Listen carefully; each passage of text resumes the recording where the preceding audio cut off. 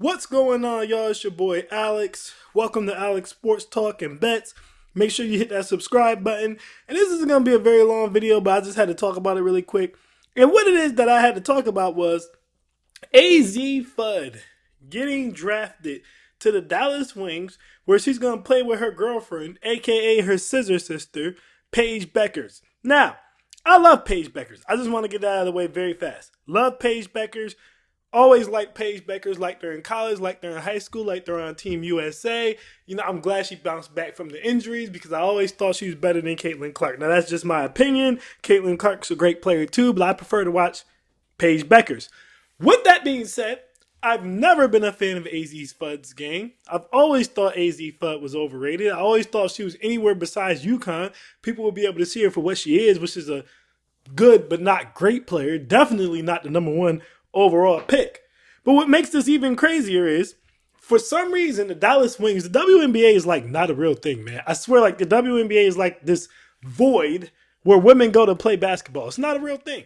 Because I don't know where else fraternization like this is just okay and acceptable. WNBA is the only place where you'll see multiple people on teams with their lesbian lovers. And these types of things never end well. Right now, I seen a press conference earlier, and I put it in my shorts, where a reporter asked, and it was a fair question. He asked, "Hey, we all know that you're dating Paige Beckers. How is that going to affect the team? Like, what happens if something goes wrong in your relationship and you guys are supposed to be playing ball together?" And the Dallas Wings decide to interrupt and say, "Hey, we won't be answering any personal questions." Now, number one, that's weak sauce. All right, male athletes have to answer personal questions like that all the time. I actually seen a viral tweet where some idiot said, "Well, I've never seen men get asked questions like this." What are you talking about? Tyreek Hill had to answer questions about his baby mother saying that she beat him, right? This is not abnormal. Not only do players have to answer questions, Anthony Edwards had to answer questions about that IG thought he knocked up and whether or not he was going to take care of his daughter or pay child support. Not only do athletes have to answer these types of questions all the time, male athletes, but they also get reprimanded for these things all of the time. Why did Ray Rice lose his starting running back position with the Ravens? Because of an incident with his wife. Right? So let's not sit here and tell a lie of, oh, no one delves into the personal life of male athletes. Yes, they do all the time. But wasn't it Malika Andrews who came out there talking about Brandon Miller was involved in a police situation that he got cleared of all charges for, but she still felt the need to bring it up? So I say all that to say, it's completely fair, in my opinion, for a reporter to wonder, well, everything's fine now, but what happens when you guys inevitably argue? I want you guys to understand, AZ Fudd and Paige Beckers are both under the age of 25. They're in their early 20s. This relationship's not going to last, all right? I don't even think AZ Fudd is really a lesbian. I would not be surprised to see AZ Fudd get knocked up at some point in her life. I just wouldn't be surprised to see that. But that's neither here nor there. The likelihood that these two young ladies are going to stay together is slim to none. And the fact that AZ Fudd is already making more than Paige Beckers, even though to be fair, it's just because of the collective bargaining agreement, but either way, one, that shouldn't be happening, and two, that alone might cause them an issue. But when they inevitably start fighting and the Scissor Sisters break up, what is the Dallas Wings going to do? What are the Dallas Wings going to do? You drafted two lovers to your team. Just not a good decision. Just not a good decision. Not only that, but AZ Fudd, like I said, in my opinion, has always been overrated. She's a great shooter. What else? She can play defense. Is she great at defense? Not even close. She can rebound. Is she great at rebounding? Not even close. She can drive it to the basket. Is she great at it? No, honestly, I would say she was average to below average at it. And her handle has always been a question mark. She basically doesn't have any. So essentially, with the number one overall pick, you took a spot-up shooter.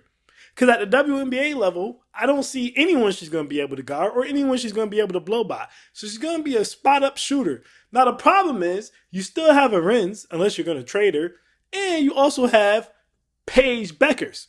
You didn't need another guard. You needed some bigs. All right, in this same draft, if you were going to take another guard, you should have taken a true point guard like, Olivia Miles, who's a way better player. But I digress. They chose not to take Olivia Miles. They also chose not to take Awa Thiam, and they also chose not to take Lauren Betts. All three of those players would have been a better first-round pick than AZ Fudd was. AZ Fudd, no matter what anyone wants to say, was simply a pick that was made to appease Paige Beckers. And it appeases Paige Beckers now because her and AZ Fudd are on good terms. But when her and AZ Fudd inevitably break up, this is going to be nasty. This is going to be disgusting. It's going to divide your team. It's going to divide your locker room. You're going to have to move one of them. And most likely, you're probably going to have to move Paige because I don't see anyone giving you anything really in return for AZ Fudd, who I expect is going to have a very lackluster to pedestrian WNBA career. Now, understand, guys, do I think she's going to suck? No. Do I think she's ever going to come close to justifying being the number one pick in the WNBA draft? Hell no. I think AZ Fudd at her best becomes one of the elite spot-up shooters in the WNBA, which is if you're an elite shooter in the NBA or the WNBA, you're always going to have a place, right? But to me, that's her best, right? That's her best. Her best is just an elite spot-up shooter, right? Her best is like Kyle Korver. As great as Kyle Korver was in his prime, you never were taking Kyle Korver number one overall. He was never that good, right? And to be honest with you, I think Kyle Korver snuck into the All-Star game one time. I don't see that happening for AZ Fudd. I just think this was a terrible draft pick. It was an emotional draft pick and letting Paige get too much power too fast. And I love Paige, like I said at the beginning of the video. But there was other needs you had. There were other players who made more sense. Like I said, if you're going to say, because I know some people are going to say, well, if you look at what the Dallas Wings did in the offseason, they didn't really need a big man. Okay, that's fine. Then take Olivia Miles, who's an actual point guard, which is what you need because Arenz is already a bucket, right? And Paige is already a bucket. So the last thing you needed was another guard who wants to score. You just didn't need that. And at the end of the day, I don't want to hear anything about her shooting. You don't take an elite shooter number one overall if that's all they can do. You just can't. You could take them like 10th, 12th, you know what I mean? But you cannot take them number one overall. That's just not something that you can do.